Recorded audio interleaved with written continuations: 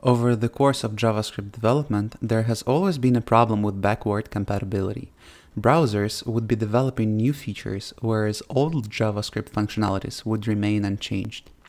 An advantage of that would be that older JavaScript code would still be functional, and the disadvantage would be that old errors would be stuck in the language.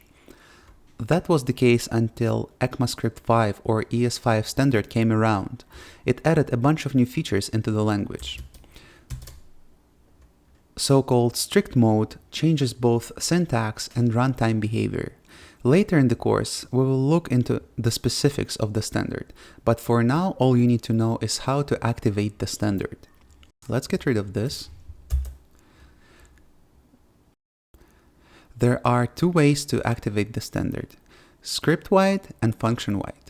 To activate the standard script-wide, all you need to do is to place the useStrict directive on top of your JavaScript executable, like so.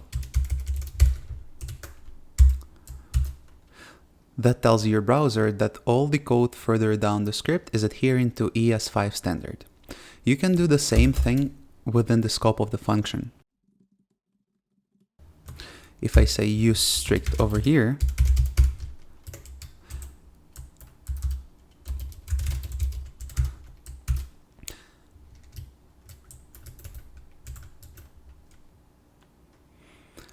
I will tell my browser that everything within the scope of this function is adhering to ES5. useStrict directive is supported by all modern browsers, and I would recommend you always add useStrict directive because it's considered a good tone.